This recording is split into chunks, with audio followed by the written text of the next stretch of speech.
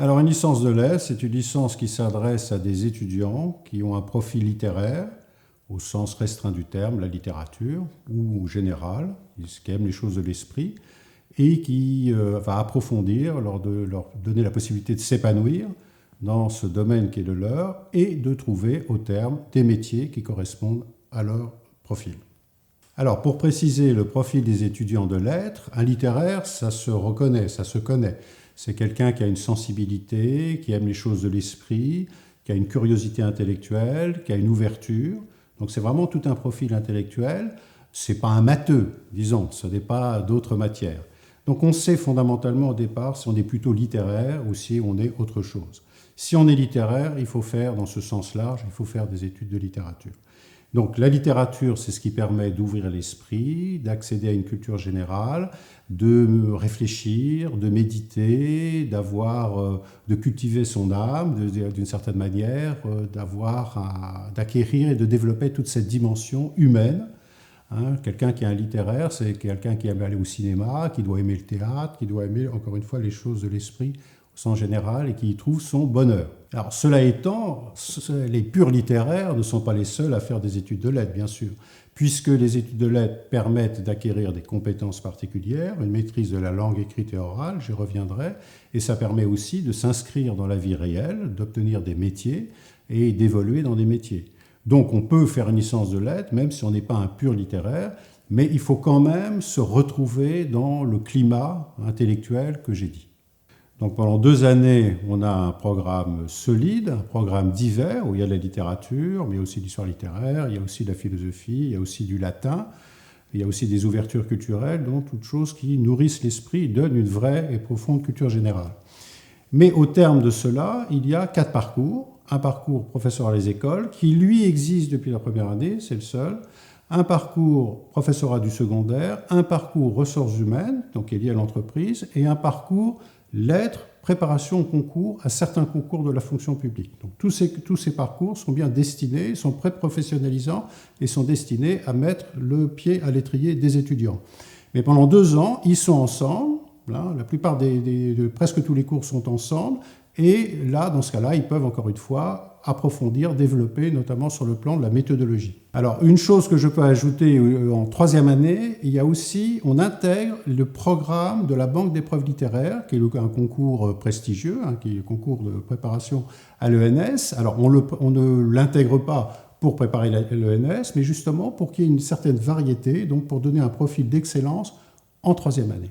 Alors, la pédagogie particulière, elle revient à une relation particulière aux étudiants. C'est-à-dire que les étudiants sont dans un cadre qui les conforte, qui est un cadre exigeant. Ils doivent suivre les cours, ils doivent faire leur DST, ils doivent travailler, c'est très simple. Mais en retour, et d'un autre côté, les professeurs sont disponibles. Il y a un tutorat, soit un tutorat des étudiants envers des étudiants, de la L2 vers la L1, soit du tuteur, du responsable pédagogique de la formation. Ce qui fait qu'aucun étudiant ne doit décrocher. C'est-à-dire si un étudiant décroche, pour une raison ou pour une autre, il est rattrapé et aidé. Donc c'est un grand confort pour l'étudiant, et ceci se vérifie dans le fait que les taux de réussite sont excellents, et en 3 ans, et non pas en 4 ou 5 ans. Alors naturellement, la poursuite d'études correspond au parcours, donc les masters de MF, ou un master disciplinaire, pour les concours du professorat des écoles, pour le concours du professorat du secondaire. Pour ce qui est du parcours ressources humaines, eh bien, à l'ICESMEN, nous avons un master ressources humaines. Et pour ce qui est des concours, eh bien, la préparation au concours, alors dans le cas de la muséologie, de la conservation du patrimoine, de la documentation, bibliothèque, etc. Alors, donc nous avons en interne des ressources, mais il y a des écoles, il y a des masters, il y a toute une variété d'institutions dans lesquelles les étudiants peuvent poursuivre leurs études. Alors, soit dans le cadre des parcours, dans l'horizon des parcours que nous avons nous-mêmes définis et pour lesquels nous formons les étudiants, soit dans un cadre plus large. Parce que le propre des études de lettres, c'est qu'elles donnent des compétences qui sont des compétences universelles. Dans le maniement, la maîtrise de la langue écrite, orale, capacité de synthèse, compréhension de documents, capacité de faire des projets, ce qui fait qu'on peut trouver des étudiants de lettres, à terme, dans le monde de l'édition, dans le monde du journalisme, un débouché très prisé, dans le monde de l'entreprise même, des ressources humaines ou tout simplement par le biais d'écoles de commerce auxquelles on peut accéder par des concours passerelles. Alors les métiers, c'est l'enseignement primaire, secondaire, supérieur, pour ceux qui ont le plus d'appétit ou les meilleurs. C'est les métiers de la culture, de manière générale, l'ingénierie culturelle, être capable d'être présent dans une administration, les métiers du patrimoine, les métiers de la documentation, bibliothèque. Alors, il y a des concours qui sont très élevés, des autres qui sont moins, ça peut être libraire. Alors, comme je l'ai dit, c'est le domaine des ressources humaines, et donc là, ça permet à une entreprise d'évoluer dans une entreprise, et c'est tous les métiers auxquels on peut penser, manager, etc., par le biais de concours passerelles. J'ajouterais une chose qui me paraît importante, c'est qu'aujourd'hui, il n'en a pas toujours été ainsi, il y a une véritable appétence des entreprises, d'acteurs économiques auxquels on n'aura pas pensé pour les littéraires.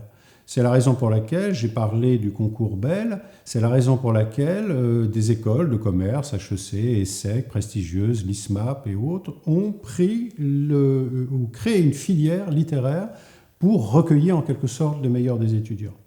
Dans le monde de l'entreprise aussi, nous avons maintenant un parcours ressources humaines, eh bien nous savons que dans le vivier, notamment vendéen, les chefs d'entreprise sont à la recherche pour les ressources humaines, justement pour promouvoir ceux qui travaillent avec eux, pour faire évoluer leur carrière, de personnalités qui ne soient pas de purs gestionnaires et qui aient une dimension humaine.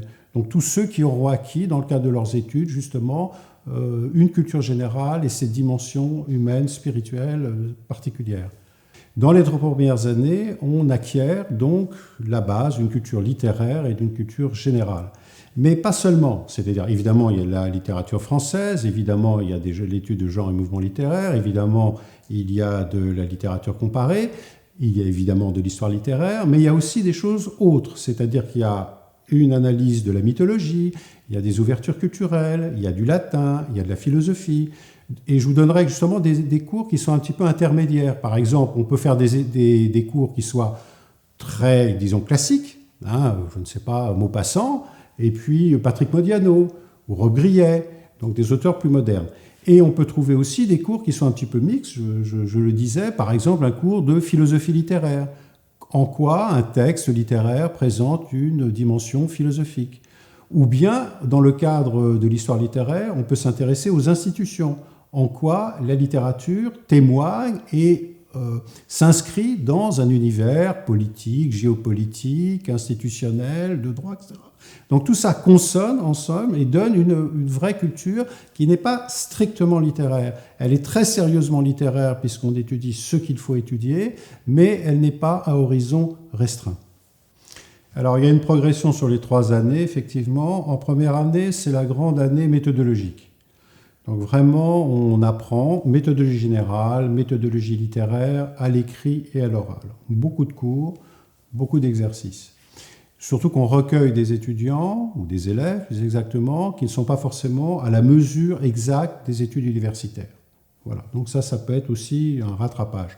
En deuxième année, on met en œuvre, c'est-à-dire qu'on applique la méthodologie qui a été posée en première année à tous les exercices, c'est-à-dire à tous les contenus de cours qu'il y a. Et en troisième année, eh bien, on oriente cette méthodologie générale, cette maîtrise de la langue, de la capacité d'analyser, de synthétiser, de présenter à l'écrit et à l'oral, de produire des textes dans les différents registres. Alors la méthodologie, évidemment, du professorat des écoles, qui encore une fois, lui, elle, commence dès la première année. On a un parcours, c'est le seul qui commence dès la première année.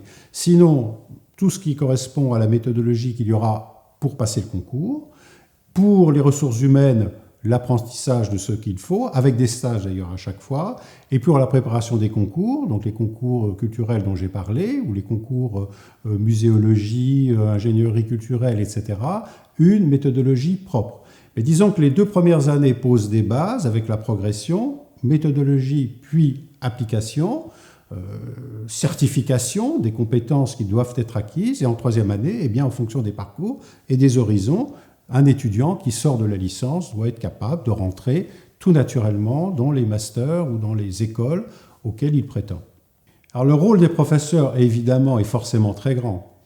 Alors d'abord, les professeurs sont maîtres de leur enseignement, c'est très important, c'est une liberté pédagogique. Donc ils enseignent les contenus et on leur donne les cours où ils sont spécialistes, où ils sont capables eux-mêmes de s'épanouir. Pour que les étudiants s'épanouissent, il faut que les professeurs s'épanouissent eux-mêmes dans leur enseignement. Ils doivent être, comme on l'a dit, disponibles, c'est-à-dire que pour honorer cette relation entre le professeur et l'étudiant, qui est une des caractéristiques, une proximité qui est une des caractéristiques de l'ICES, à laquelle l'ICES est très attentive. Ce qui fait que les professeurs que l'on a sont des professeurs d'abord qui sont très titrés, qui sont de très bon niveau, qui sont évalués par leurs étudiants aussi, et ce sont des professeurs qui souvent passent de longues années à l'ICES parce que justement ils accrochent, ils se sentent bien dans ce cadre et les étudiants en retour les apprécient et donc on a vraiment un corps professoral qui donne toute satisfaction et c'est agréable. En tant que directeur des études, je peux dire que c'est agréable de travailler avec ce corps professoral. Alors la charge de travail, si je réponds honnêtement, c'est 260 heures à peu près semestrielles. C'est avec une légère décrue de deuxième en troisième année, donc ça reste, d'un point de vue volume horaire, en comparaison avec les autres licences, c'est très bien. Alors ça ne vous donne pas une idée très précise. L'idée précise, je dirais que c'est une semaine d'un élève un petit peu moins. Parce qu'évidemment, il y a moins de variétés, il y a toutes sortes de cours de maths et autres qui tombent. Donc tout est concentré sur le programme que j'ai dit. En revanche, le programme de lecture est important.